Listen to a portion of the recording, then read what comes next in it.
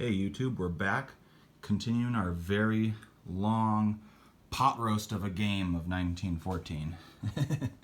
We just played this lunchtime for a few hours, and we played from, France's turn of, I believe, round 15 through Britain's turn of round 17. So the Ottomans are up next.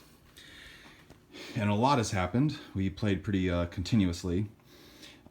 So rather than going over what's going to what happened in each turn of each round, I'll just kind of give you a general gist of what is going on. Let's start with the Western Front. As you can see, the economy is like this for the time being.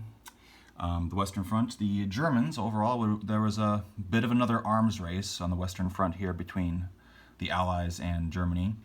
And Germany decided enough is enough, and Rick sent in his forces all into Belgium. He also knocked out a French infantry in Alsace that took that. And as you can see there, the Allies are hanging on. The Allies have air superiority, and Rick right now is just going all in on tanks. If you see there, there's say 5, 6, 7, 8, 9, 10 tanks right there.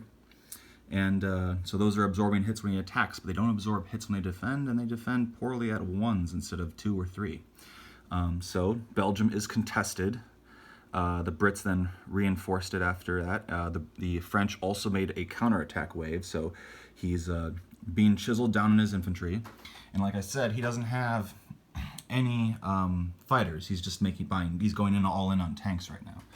So because of that, France pulled most of its air force out of Belgium, just kind of going in with one plane at a time to kind of chisel them away a little bit away down that way, and also to conserve their air force since they don't have an air force. There's no need to dogfight right now, so France is being cautious with that. Continuing down, oh yeah, by the way, I haven't shown the dead bull in a while, the casualty pile, but this is what we've got from our afternoons, our afternoon today. Let's see. Britain has been trying to fix their battleships. So they've been sending battleships over here that are damaged from Sea Zone 10, sending 2 at a time. But what was really frustrating was, for me, I sent 2 battleships to go get fixed. And then once they got fixed, I sent them back, only to immediately get mined again. And then I sent another 2 that were out of there. I swapped them, got those fixed, sent them back, and sent the old ones back after they got fixed again, and one of them got damaged again. So he's not going in on his German Navy right now, thankfully for me. But I'm trying to keep a presence in there. These mines are, I don't know, I'm having the worst luck with mines, and he's having the worst luck with dogfights. So I think that's why he's given up on the dogfights these days. The Brits are also up here. They're pushing into northern Russia, Central Power occupied Russian territories. And as you can see, he sent a few units, not a lot, but just a few units to help kind of keep me at bay a little bit and deal with me, because he's got to focus over here. And as you can see here, the Americans are building up in France. They have an absurd amount of fighters for the Americans. French building up on artillery and infantry. The Allies, as we are dealing with an outrageous Austrian Navy. As you can see, most of these battleships have one ship underneath them. The Allies, strategically, all went in at once with their American Navy. France built a couple battleships, and the Brits came in pretty much all at the same time before he could attack them with positive odds. And so right now we're in another naval arms race in the Mediterranean here. The Austrians finally took Piedmont and moved in there. He's got him feeling confident because of the battleships and all that. And then as the Americans slowly made their way across North Africa and into Libya, that the Brits took, he tried to naval bombard, didn't get a great amount of hits, and my 3 artillery scored 3 hits on his infantry before they could come ashore. And ultimately he only scored 3 hits, or was it 4 hits? No, 4 hits he scored, because I had 3 infantry and 3 artillery. Or no, I take that back. Sorry, I'm come out of it. 2 infantry and 1 artillery. Maybe there was another 2 infantry in there. I forget. But anyway, I'm trying to remember the best I can.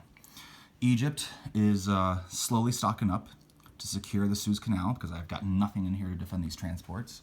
And I think he knows, because of the amount of artillery here, it's maybe not worth his time yet. Who knows? Maybe he'll strike next.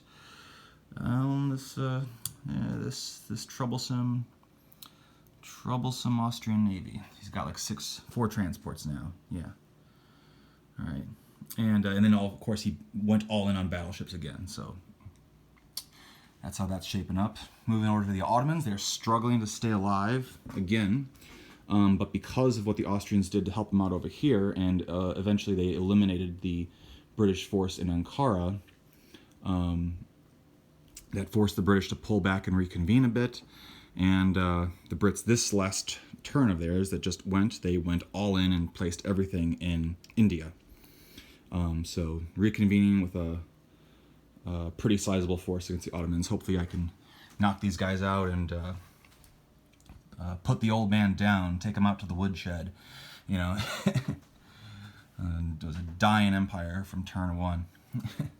So, long overdue for his pills. Okay, so that is more or less where we stand with our game. I'll take a look at this again. As you can see, quite a bit of units in there. Africa is still Allied controlled. Ethiopia is still hanging on. Neutral Ethiopia. No other neutrals have been invaded lately, so nothing on that front. Yeah, that's pretty much it as it is right now. So we may pick this up again tonight or tomorrow. We'll see. But remember, YouTube, if you're in the middle of a game right now, all you got to do is roll the dice better. I'll see you next time.